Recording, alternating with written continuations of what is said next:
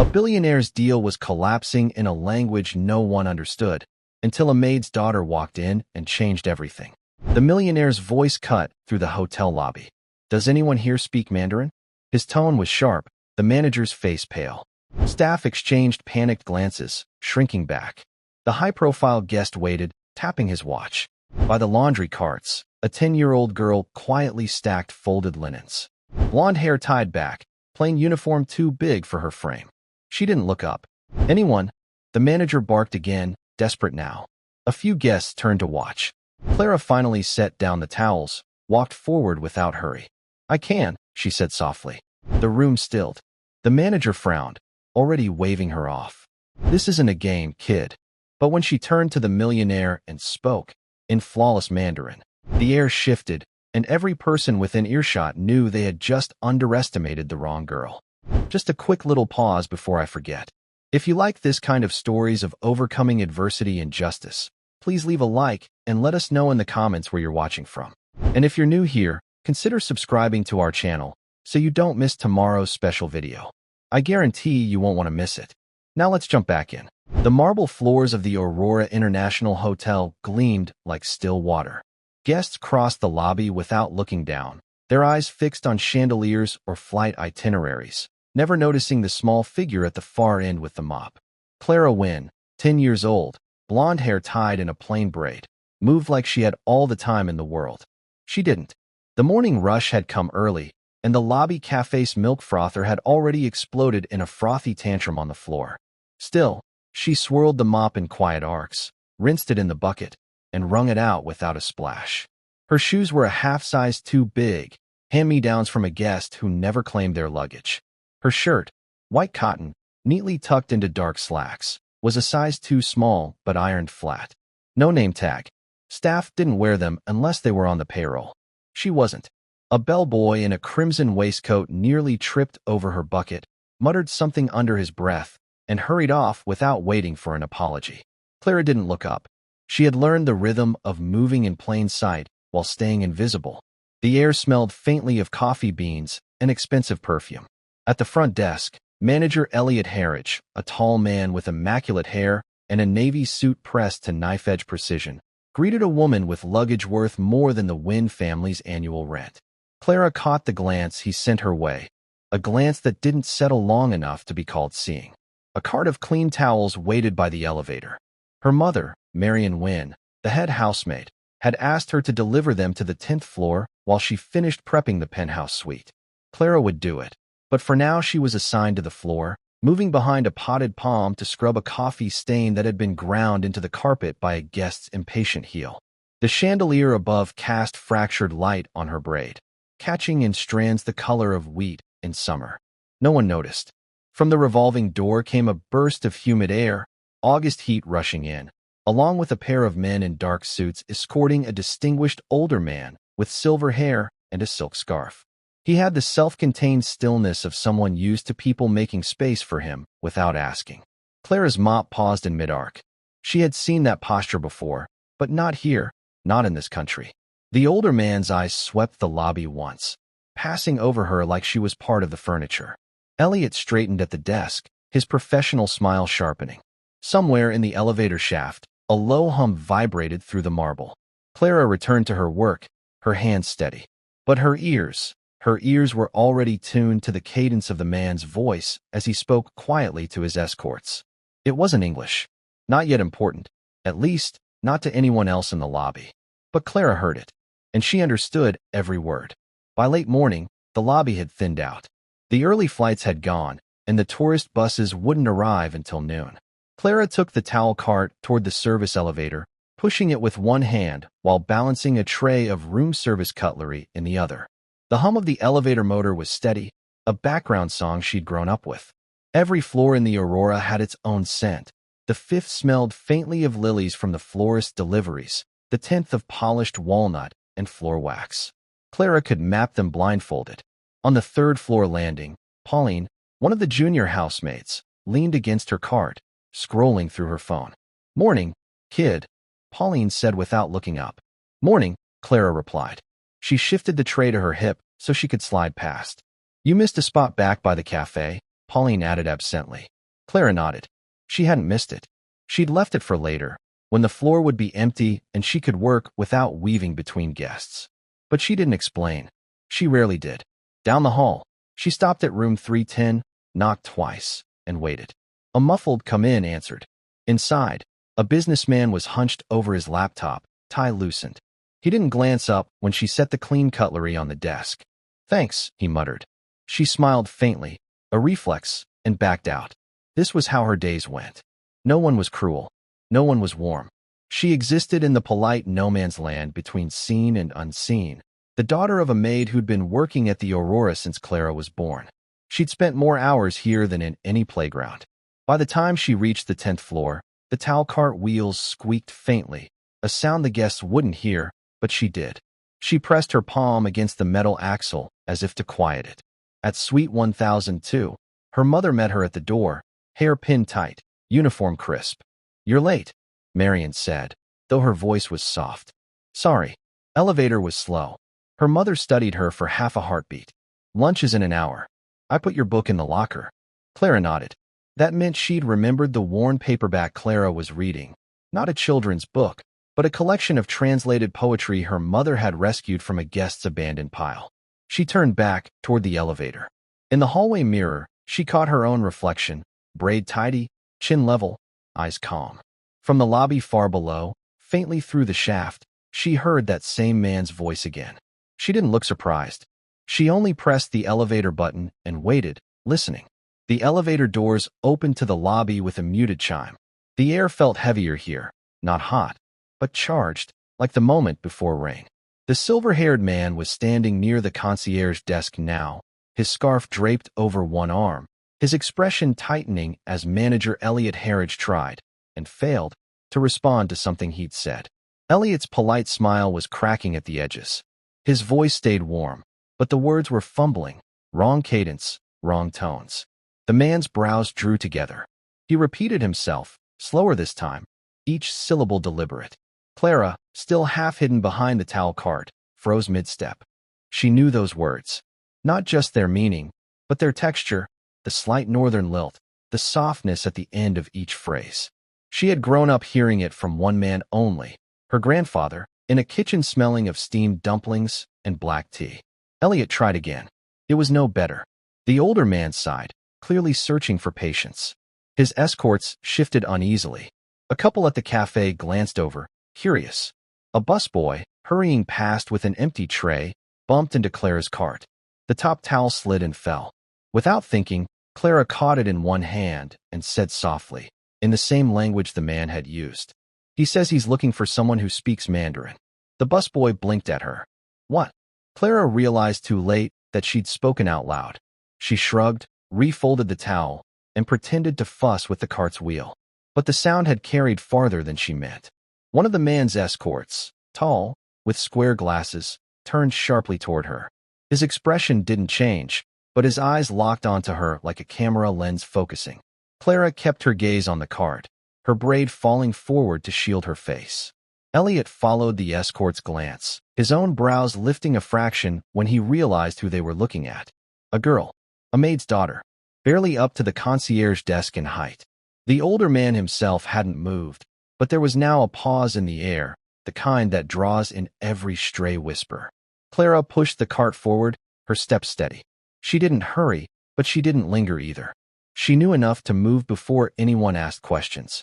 Still, as the service door swung shut behind her, she caught the faintest sound, the older man speaking again, quieter this time, in that same rolling Mandarin. Is it her? She didn't answer. The service hallway was narrow, lined with beige walls and low humming vents.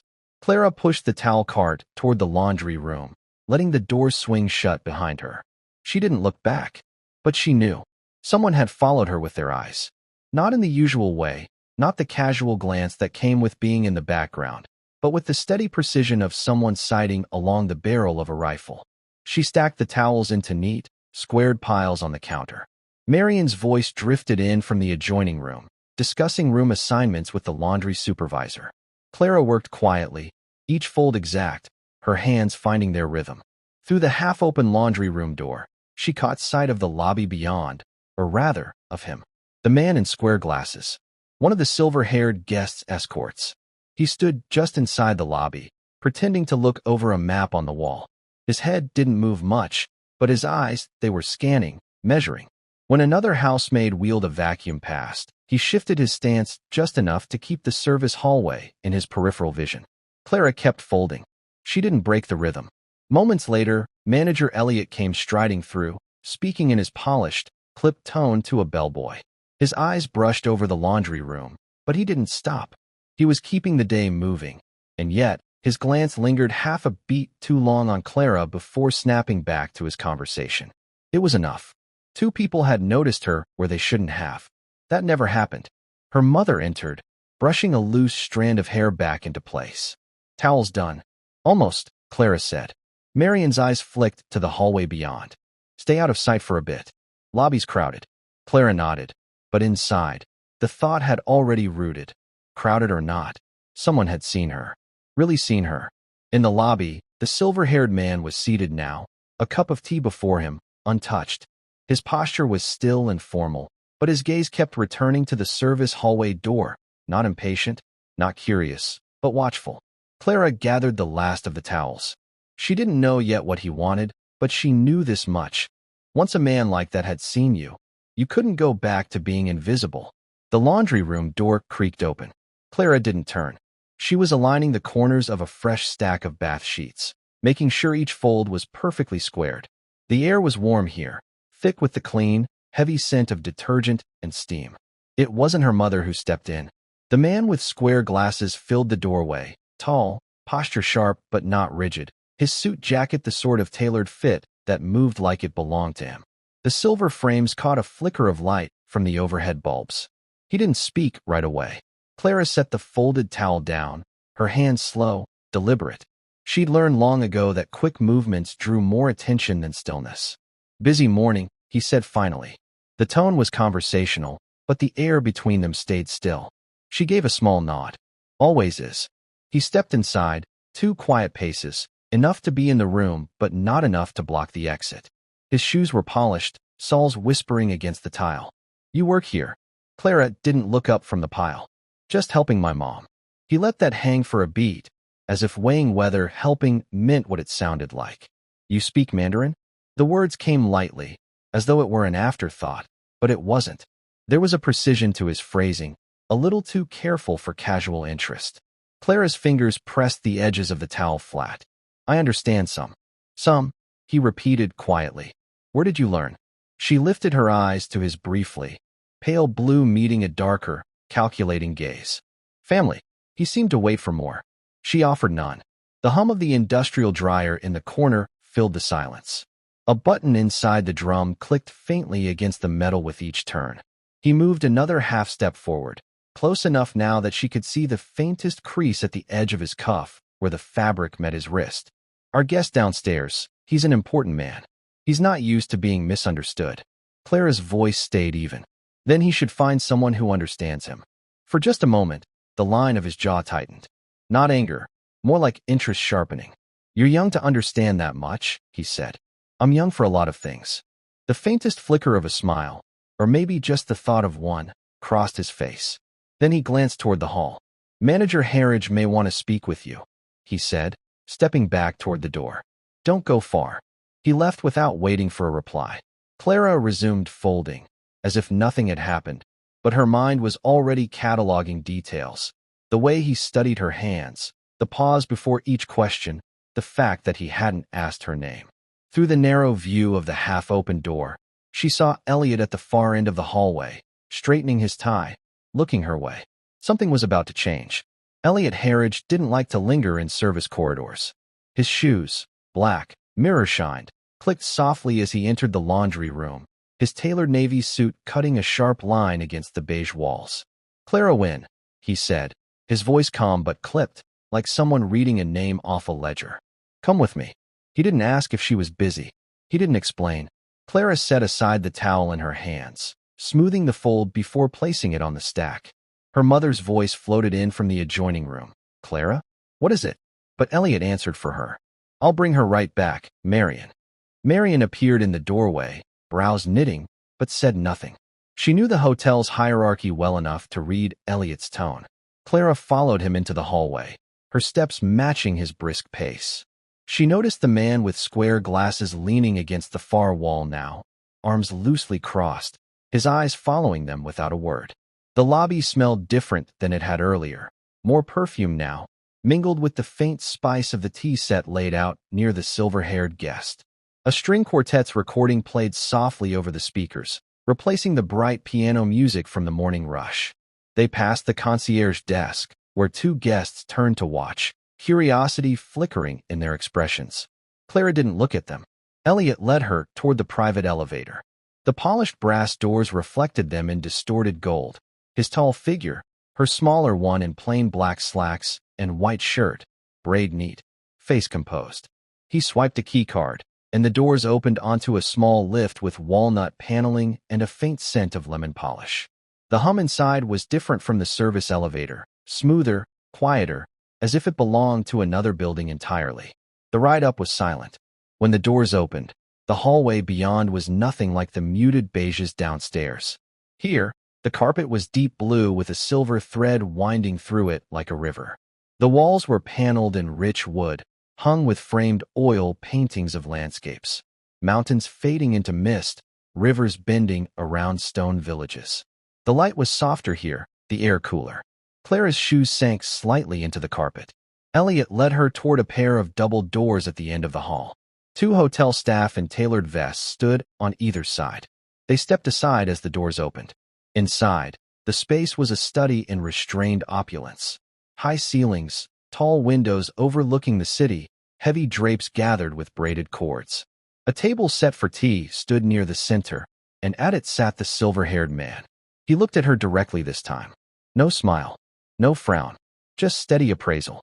Elliot gestured toward a chair opposite him. Please, have a seat. The chair was heavier than it looked, its carved arms cool beneath Clara's palms. She sat straight, feet flat on the deep blue rug, her braid resting neatly over her shoulder. The silver-haired man studied her without haste. Up close, she could see the fine lines etched at the corners of his eyes, not from smiling, but from years of watching people. Your name? He asked. His voice was quiet, but carried the weight of someone accustomed to being answered. Clara Wynne, she said. His gaze flicked toward Elliot, who gave a slight nod, as though confirming something. You understood me downstairs, the man said. It wasn't a question. Yes, Clara replied. Where did you learn? Clara hesitated, her eyes drawn for a moment to the window behind him. The city stretched out in the afternoon light, the rooftops washed in gold. From somewhere in her memory came the clink of porcelain cups in her grandfather's kitchen, the steam rising from black tea poured into mismatched mugs. He'd spoken to her in the same language the silver-haired man used now, never translating, never slowing down, as though certain she would understand. My grandfather, she said simply. The man leaned back slightly in his chair. And your grandfather? Where is he now? Clara's gaze stayed steady, but her hands closed lightly over the carved armrests. He's gone. The man nodded once, a small, almost imperceptible movement, but she sensed it wasn't pity, more like acknowledgement. Elliot poured tea from a porcelain pot into 2 cups, setting one in front of her. She thanked him quietly. Clara had been 5 when her grandfather's health began to fail. Marion had taken double shifts at the hotel to cover the hospital bills, and Clara had spent afternoons reading aloud to him from old books, some in English, some in the language he had carried from his own country. By the time he passed, she'd spoken it more fluently than many adults. But she had learned early not to display it.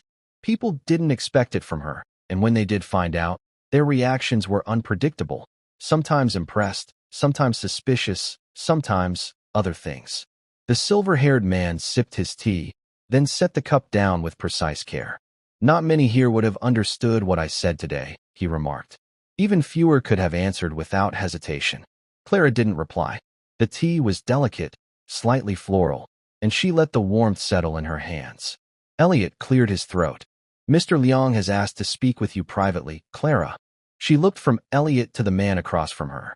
The late sunlight caught in the folds of his silk scarf, and in that moment, she knew this was not a casual meeting.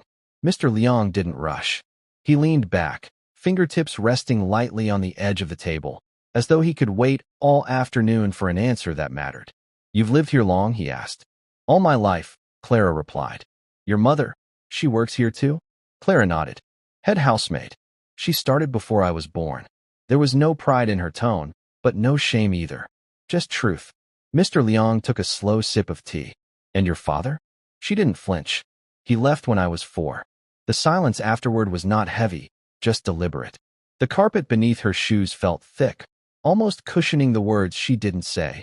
That her father's departure had not been sudden, but a long, quiet fading. Fewer visits, shorter phone calls, then none at all. She'd stopped asking questions after the first year. Mr. Liang's eyes stayed on her, not prying but steady, as if measuring the weight of her answers. Clara took a sip of tea. "It's just been me and Mom since then." "And your grandfather," Mr. Liang added. She nodded. "He taught me the language. Said it was a piece of my family I shouldn't lose." In her mind, she could still see him at the kitchen table, leaning forward with the patience of a man who had weathered long winters and harder years. He'd made her recite poems she didn't understand at first, then taught her their meanings one line at a time. When he got sick, the lessons didn't stop. They just moved to the hospital room. She remembered balancing her school books on the edge of his bed, reading to him over the rhythmic beep of machines. She had been 7 when he pressed his old leather-bound notebook into her hands, the one filled with his own handwriting in that flowing script. Mr. Liang's gaze shifted briefly to her hands. "Do you still study?" Clara set her cup down. "Every day. Even now? With school, with everything else." "Yes." Her answer was simple. "If you stop practicing, you forget."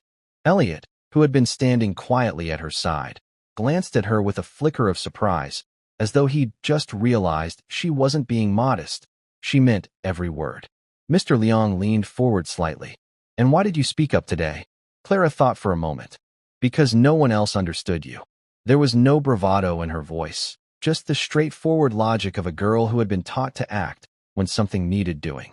Mr. Liang's expression didn't change, but there was a subtle shift in the air between them, as if something had quietly moved into place. Mr. Liang set his teacup down with the careful grace of someone who valued precision. Then he reached into the inside pocket of his jacket and drew out a thin leather portfolio. He unfastened it, revealing a single sheet of heavy cream-colored paper filled from top to bottom in neat, handwritten lines. The ink shimmered faintly under the soft light. He slid it across the table toward Clara. "Tell me what this says." Her fingers hovered above the page for a moment before she touched it. The handwriting was tight, deliberate, each character drawn with a scholar's hand. She recognized the style. Her grandfather had used something similar in his own notes. The room had grown quieter. Elliot shifted subtly to one side, hands clasped behind his back, as though positioning himself to observe both her and Mr. Liang at once. Clara read the first few lines silently. It wasn't casual conversation. It was a letter, personal but formal. The kind of thing you might send to an elder you respected deeply. The words formed easily in her mind, but she didn't rush. Her grandfather had always told her, if you translate too fast, you serve yourself. If you take your time, you serve the listener. Finally, she spoke, in English, giving the meaning without breaking the tone. "To my esteemed friend, it has been many years since our last meeting, but my thoughts remain with you in both times of joy and difficulty." She continued, line by line, her voice steady, letting the pauses in the original find their echo in the translation. She didn't glance up, didn't seek a reaction. By the time she reached the final lines, a quiet blessing for health and peace, she set the paper down and folded her hands in her lap. Mr. Liang regarded her for a long moment. "You left nothing out?" "No," Clara said. "And I didn't add anything either." The faintest shadow of a smile touched his mouth. "Good." He turned to Elliot. "She listens before she speaks. That is rare." Elliot inclined his head, though his eyes remained on Clara, as if recalibrating something he thought he knew. Mr. Liang took back the paper and returned it to the portfolio. "There is someone downstairs," he said, "who has been waiting to discuss an urgent matter. His Mandarin is clear, but his patience is not." He stood, the motion unhurried. "Come with me. You will help him understand, and help me understand him." Clara rose. She felt the weight of both men's attention, but her expression stayed composed. She had carried heavier weights in smaller rooms. The private elevator slid open to the lobby again. Afternoon light spilled through the tall glass doors, catching on polished brass rails and the silverware set neatly in the cafe. At the far end of the room, a man in his 40s stood near the concierge desk, his suit slightly rumpled, his watchband worn. His expression was tight. His voice clipped as he spoke in Mandarin to one of Mr. Liang's escorts. The escort nodded along, but it was clear from his posture, shoulders inching higher, chin dipping lower, that the conversation was straining at the edges. Mr. Liang walked toward him, Clara a half-step behind. Elliot followed at a polite distance, the rhythm of his stride just slow enough to listen without appearing to hover. When the man noticed Mr. Liang, his tone shifted, respectful, but urgent. Clara listened, the words falling into place in her mind like beads on a string. She waited until there was a natural pause, then spoke in English for Mr. Liang. He says the shipment was delayed at the port, and the documents were sent without the proper seals. Customs is holding everything. Mr. Liang replied in Mandarin, his voice low and even. Clara mirrored the tone in English. He wants you to speak directly with the port authority. He believes the matter can be resolved today if they understand the urgency. The man's eyes softened just slightly at her translation, the tension in his jaw loosening. He continued, speaking faster now. Clara matched him, keeping her English clear and exact. Around them, a small pocket of stillness formed. The receptionist's typing slowed. A couple of guests seated in the lounge began to glance over, curiosity tugging at their attention. Even the bellboy paused mid-step, his hand resting on the handle of a luggage cart. It wasn't the words that drew them. Most couldn't follow either language fully, but the ease with which she moved between them. No hesitation, no searching for phrases. Mr. Liang never looked at her while she spoke. He kept his eyes on the man, but his posture eased fractionally, as though the conversation had found the proper footing it had lacked earlier.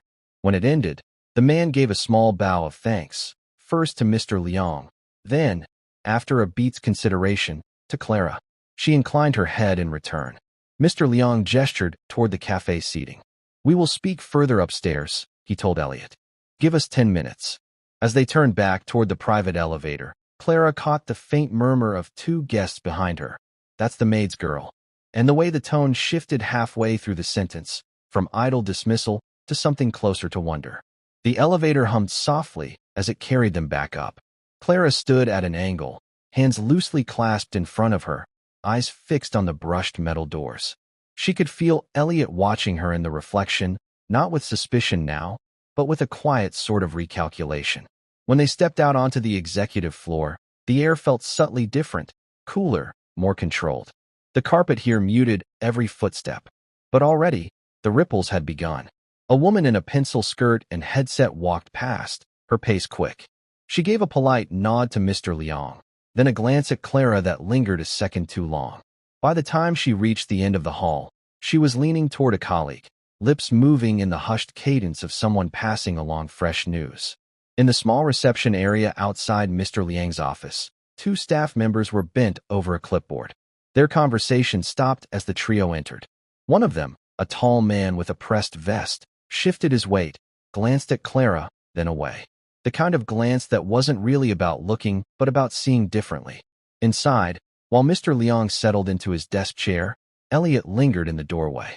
Down the hall, Clara caught a sound, a half-laugh, half-question, in the rhythm of someone telling a story they weren't sure they believed. She just started speaking, like it was nothing. Couldn't have been her first time, but she's just the maid's. It was like hearing her name from another room when she was a child, that reflexive tightening of the spine, the urge to listen without showing it. Mr. Liang slid a document across the desk toward Elliot, then turned to Clara. "You worked at this pace before?" "Yes," she said. "Under pressure?" "Yes." He didn't press further. Instead, he reached for a pen and made a small note in the margin of a ledger, as if her answers simply confirmed something he'd already decided. Downstairs, the whisper network kept moving. A bellboy repeated the scene to a bartender, who repeated it to a guest. By the time it circled back up to the concierge desk, the edges of the story had sharpened. The translation was now described as flawless, immediate, and, in some versions, impossible for a child her age. Clara knew enough to leave it alone.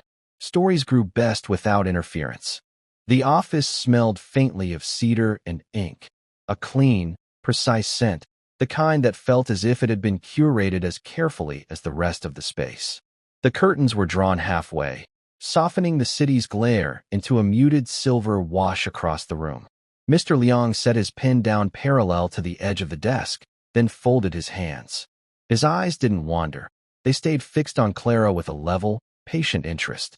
"You know this hotel is more than its rooms," he said. "It's a meeting place.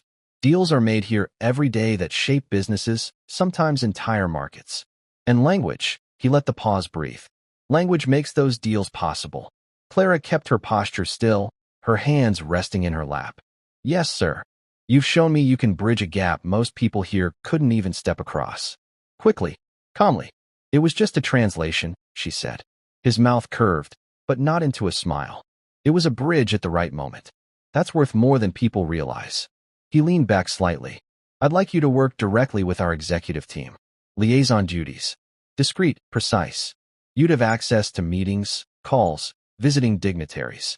Not as a curiosity, as a member of the staff." Her eyes dropped for a second to the grain of the desk. "Because I'm the only one here who speaks Mandarin? In part. But also because you didn't make it about yourself." She let that sit. The hum of the city outside filled the space between them. "If I say yes," she asked, "am I here to be useful? Or to be displayed?" That earned a small, approving nod. "If you ever feel it's the latter, you'll tell me. And if I don't listen, you'll walk away." Agreed. Clara studied him for a moment, not searching for dishonesty, but weighing the kind of man who'd put those terms out plainly.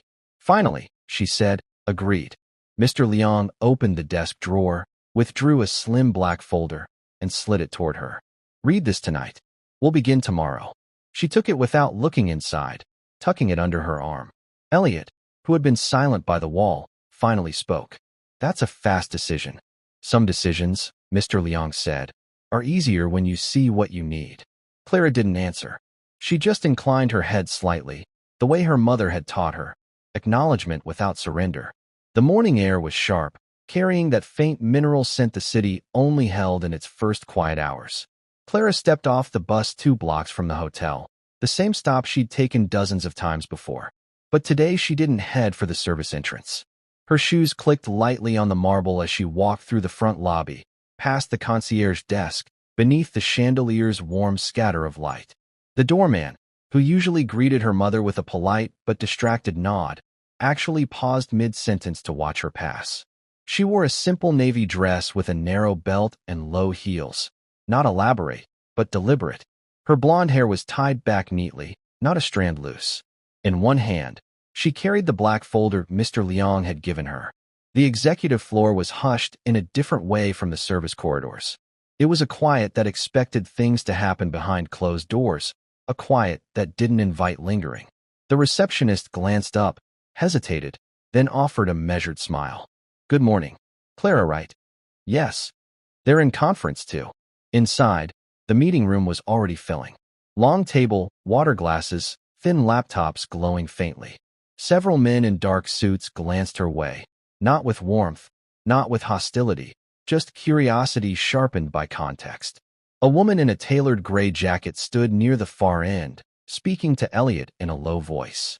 Clara moved to an empty chair near the middle of the table, setting the folder down in front of her. She didn't fidget, didn't try to start a conversation. When the meeting began, she kept her gaze steady, scanning the documents in front of her without drawing attention. At first, no one addressed her directly. Then, halfway through, a visiting delegate leaned forward, speaking rapidly in Mandarin, a question about scheduling. Before anyone else could react, Clara answered, her tone even, pacing her words to match his rhythm. She didn't look around to see the reaction. She just returned to the notes once he nodded in thanks. Across the table, a man in a charcoal suit leaned toward his neighbor.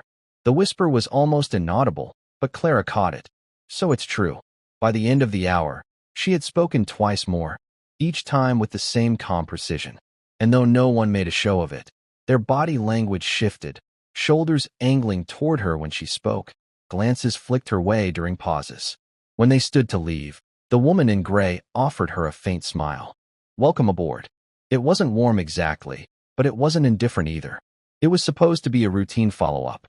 The mid-morning meeting had a set agenda: finalize contract terms with the visiting investors, confirm timelines, and wrap by lunch. But the moment the call connected to the overseas conference room, the temperature in the executive suite seemed to drop. On the screen, three men in tailored suits leaned toward their microphones, speaking in Mandarin, not angry, but rapid, clipped, and with an undertone that needed no translation. Something had gone wrong. Mr. Liang's face remained composed, but his knuckles rested firmly against the table. Elliot, seated just behind him, began flipping through a thick folder, looking for something, anything, that might explain the shift in tone. No one else at the table understood a word. The man on the left leaned forward again, speaking faster now. Clara, seated mid-table, recognized the words as a pointed objection: shipment delays, cost overages, and a hint that they might be considering another supplier. She waited until the speaker paused, then looked directly at Mr. Liang. They think the schedule change means we can't deliver at all. His eyes flicked to her. Then tell them we can, and why. The room went still. Even the clicking laptop keys stopped. Clara leaned slightly toward the microphone. Her voice was calm, deliberate, each sentence shaped with the precision of someone who had been taught never to rush clarity. She explained the real reason for the change, the measures taken to prevent further delay, and the additional quality assurance they were offering. She made it sound not like an excuse, but a reassurance, a promise given by someone who knew it would be kept.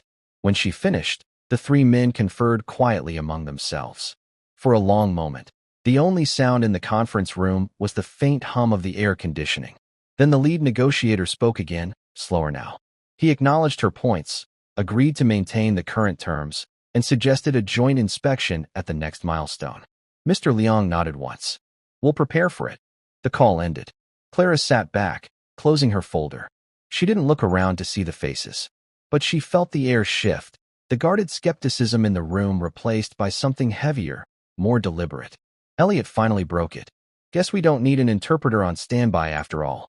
Mr. Liang didn't smile, but he said, we still do. We just already have one. The week moved on without ceremony. Clara kept to her work, double-checking guest confirmations, filing translation notes from the Liang meeting, quietly patching small problems before they could turn into big ones. No one said much about that tense negotiation. Not directly, but the way certain people glanced her way in the break room felt different. Not warmer, exactly, but measured, as if they were reassessing, filing her away in a different category than before. On Thursday morning, Elliot appeared in the staff lounge doorway while she was pouring coffee. "You're wanted upstairs," he said. "For?" she asked, her tone more puzzled than wary. "You'll see." He didn't elaborate, just turned and started walking. She followed, still holding the paper cup, steam curling into the cool air of the executive floor hallway. The double glass doors to the main conference room were open. The long polished tables sat empty, but a small group stood near the far wall, a wall that looked different. The section where a generic landscape painting had hung was now empty except for a single frame, freshly mounted. Mr. Liang was standing there, speaking in low tones to the head of HR. When he noticed Clara, he stepped aside. The plaque caught the light, brushed metal, gold lettering. Liaison and Cultural Coordinator. Clara Walsh. No flourish, no excessive decoration. Just her name, the title, and the hotel crest below. She stared at it, unsure how to respond. I was just filling in," she said quietly. Mr. Liang's reply was matter of fact. Filling in doesn't turn a collapsing deal into a continued partnership. From behind her, a few voices murmured quiet congratulations. One of the housekeeping supervisors she'd known since she was 9 smiled faintly. Elliot gave a single, approving nod, the kind men give when words aren't required. Clara reached out, letting her fingers touch the edge of the frame, not in ownership, but in acknowledgement. The metal felt cool under her skin, solid, real. The moment didn't linger. Someone from the kitchen staff needed to speak with Mr. Liang. The HR head was called away. Within minutes, the room was empty again except for Clara and the plaque. She stood there a moment longer, sipping her coffee, looking at the neat lettering. It wasn't applause.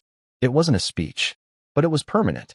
The plaque went up quietly, but its shadow stretched further than Clara expected. It started the next morning in the service corridor.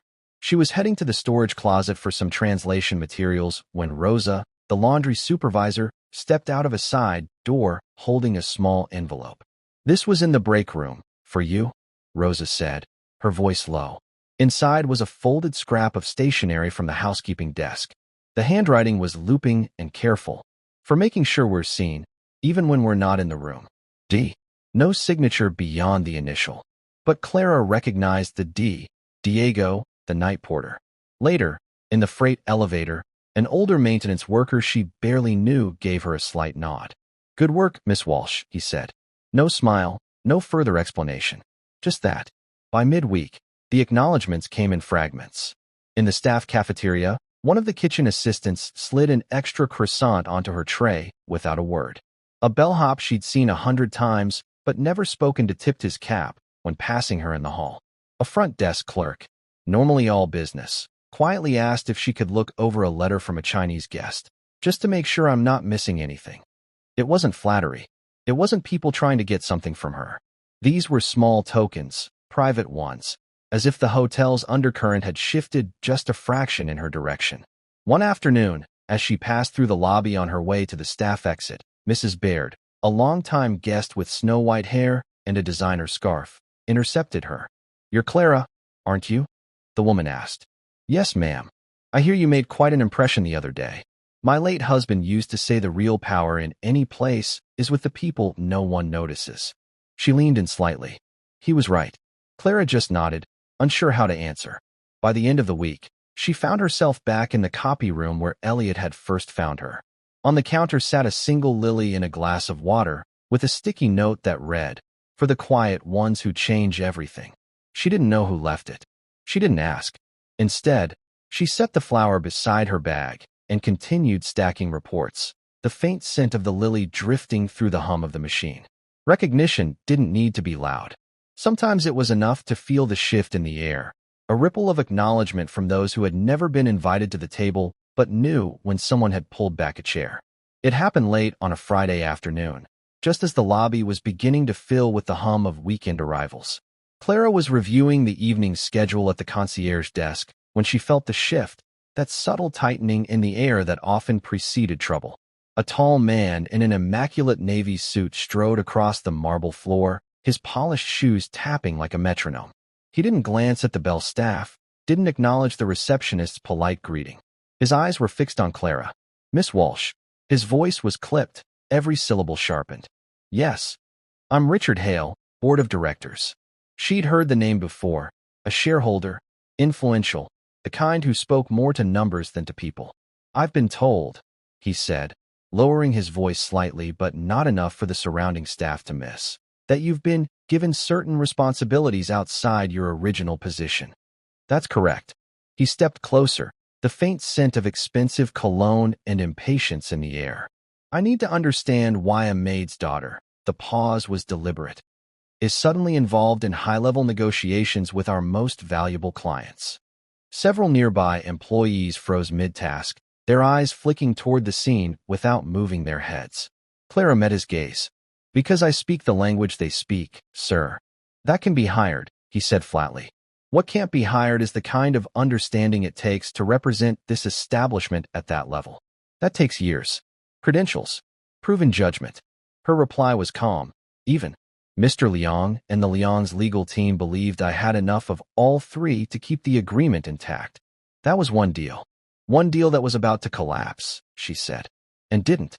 For a moment, the two of them held eye contact, the quiet around them thickening. Richard's jaw worked once, like he was biting back his next sentence. "We'll see if that luck holds," he said finally, turning on his heel and heading toward the elevators without a goodbye. The receptionist let out a breath she'd clearly been holding. A bellhop glanced at Clara, then looked away quickly. Clara picked up her notepad and pen, sliding them into the desk drawer. Her pulse had stayed steady, a discipline learned long before this place.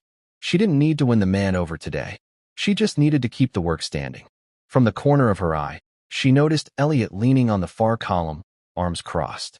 He gave her a slow, deliberate nod, the kind that said, "You handled that right." It happened the very next day. The Liang's legal liaison had returned unexpectedly, this time with 2 additional executives in tow. Their arrival caused a quiet stir. High-value guests meant high-stakes negotiations, and the hotel's reputation was part of the bargaining table. Clara was in the back office, going over translation notes, when Elliot appeared in the doorway. His tone was brisk, but his eyes carried weight. "They're here, and there's a problem." Richard's already in the room. The conference room on the top floor was all glass walls and quiet tension. Richard Hale sat at the head of the polished table, a fixed corporate smile on his face. Across from him, the visitors conferred rapidly in Mandarin, their voices low but urgent. Clara recognized the tone. Something was wrong, and they were speaking faster than Richard could follow. He glanced at her as she entered, the flicker of annoyance unmistakable. "Miss Walsh," he said, without moving from his chair. "This is an internal matter." The lead executive from the visiting party looked up sharply when he saw her. "You speak our language," he said, in their language. Clara answered in kind, her tone even, professional. The shift in the room was immediate. The executive's postures eased slightly. She moved closer, listening intently as they outlined their concern, a contract clause that, in its current English form, would shift liability entirely to their side. "They believe the document was mistranslated," Clara said to Richard, her voice neutral. "If left as is, it undermines the agreement entirely." Richard's polite mask faltered. "And you can correct this?" "I can clarify it in a way that matches both parties' intent, without rewriting the deal." She turned back to the executives, speaking fluidly in their language, explaining the original meaning of the clause, the context in which it had been drafted, and how the current English phrasing had drifted from that intent. Within minutes, the tension in the visitors' shoulders eased entirely. One of them smiled faintly, the first sign of genuine comfort since she'd walked in. When she finished, the lead executive looked at Richard. "We are satisfied. This agreement is fair." Richard didn't answer right away. His eyes shifted to Clara, not warmly, but with something new. Calculation. Respect he didn't want to admit. As the visitors signed the revised page, he leaned toward her slightly. "Well done," he said quietly, as if the words cost him something. Clara simply nodded and stepped back, letting the room absorb the outcome. She didn't need his approval. The signed papers spoke for themselves. In the reflection of the glass wall, she caught a glimpse of herself standing behind the seated power players. Not in the frame they'd expected, but exactly where she needed to be. The conference room had emptied. Papers were signed, hands shaken, and the hum of high-stakes tension had drained from the air. Richard Hale had slipped out without another word, though Clara suspected he'd replay the scene more than once in his head. She lingered for a moment, stacking stray water glasses onto a tray. Through the glass walls, she could see the junior staff gathering near the far corner of the hallway. Receptionists, bellhops, even the housekeeping supervisor. They weren't pretending to be busy. They were waiting. When she stepped into the corridor, a few of them straightened. Elliot was there too, leaning casually against the wall. He gave her that almost smile of his. One of the receptionists, a young man named Daniel, spoke first. "What was all that about? I mean, you just walked in there and..." He stopped, searching for words. "Changed the whole room." Clara balanced the tray against her hip. "It wasn't about walking in," she said. "It was about being ready when someone finally opened the door." A murmur ran through the small crowd. She set the tray down on a side table. "People think preparation starts when you're asked to step up. It doesn't. It starts way before anyone's watching. Sometimes years before. Sometimes when no one thinks you'll ever get the chance. Like when you were still working laundry," one of the housekeeping staff asked. She nodded. "Or before that. You don't wait to be valued to start learning what you might need later." The bellhop, who'd once avoided her eyes, spoke quietly. "So you didn't even know if this skill would ever be useful here?" "No," she said. "But I knew it was worth having. And when the moment came, I didn't have to get ready. I was ready." Silence hung for a beat. Not the awkward kind, but the kind where everyone is measuring the words against their own lives. Elliot finally broke it. "Most people never see those moments coming. You just did." Clara shook her head. "I didn't see it coming either. I just refused to be caught unprepared." The group began to drift back to their stations, slower than usual. Daniel lingered, then said softly, "Guess I'll start those night courses after all." Clara gave him a small nod. Nothing grand, just enough to let him know she'd heard him. When the hallway cleared, she picked up the tray again and walked toward the service elevator. The marble floors still gleamed, The air smelled faintly of polished wood and citrus cleaner, and her steps were quiet. The deal was done. The lesson, she hoped, had just begun. The day's noise had finally faded into the soft hum of night. Guests were in their rooms, the lobby lights dimmed to a warm glow, and the last murmurs from the bar had quieted. Clara slipped through the service corridor toward the laundry room. She'd left something there that morning, not out of carelessness, but habit. The space was silent now, the stainless steel folding tables gleaming under the fluorescent lights. Against the far wall, on a narrow shelf above the detergent bins, sat the small tin box her mother had given her when she was 7. The lid was scratched, the paint faded, but the hinge still worked. She opened it slowly. Inside lay a single folded photograph, her and her mother, years ago, in front of a rented apartment with peeling paint. Her mother's arm was around her shoulders, and in the child's hands was a worn beginner's workbook in Mandarin, bought secondhand from a thrift store. Back then, no one had thought it would lead anywhere. Certainly not to conference rooms lined with glass and gold trim. Clara traced the edge of the photo with her thumb. She could still remember the sound of her mother's voice in the evenings, coaxing her through each word, neither of them sure why they kept at it except for the quiet certainty that learning mattered. Today, that certainty had walked her into a room where most people didn't believe she belonged, and walked her back out with the air shifted in her wake. She slid the photograph back into the tin, closed the lid, and held it in both hands for a moment. Through the thin laundry room wall, she could hear faint sounds from the street outside, the distant hum of a car, the muffled laughter of late-night pedestrians. Life going on, unaware of what had happened in the glass room upstairs. And that was fine. Greatness didn't always need an audience. She set the tin back on the shelf, exactly where it had been. Some things didn't need to be carried in pockets to be carried in full. When she stepped out into the hallway, the air was cool and still. The service elevator doors opened with a quiet chime. She pressed the button for the ground floor, her reflection faint in the brushed metal panel. Tomorrow she'd return to work. She would still walk the same halls, still wear the same uniform. But if the day came when someone opened another door, she would be ready. The elevator doors slid shut, sealing the quiet. If you believe that true heroism lies in the everyday acts of dignity and perseverance, then you belong here. Subscribe to Unsung Heroes. Join our community to celebrate the resilience and worth of every individual and ensure their quiet sacrifices never go unnoticed. Like and share. Help us amplify these unfiltered, authentic stories by liking this video and sharing it with someone who needs to be reminded of the silent power of the human spirit. Be a witness. Hit the notification bell so you never miss a powerful look at life's challenges and triumphs across the American social landscape. Subscribe today and honor the silent power of the human spirit.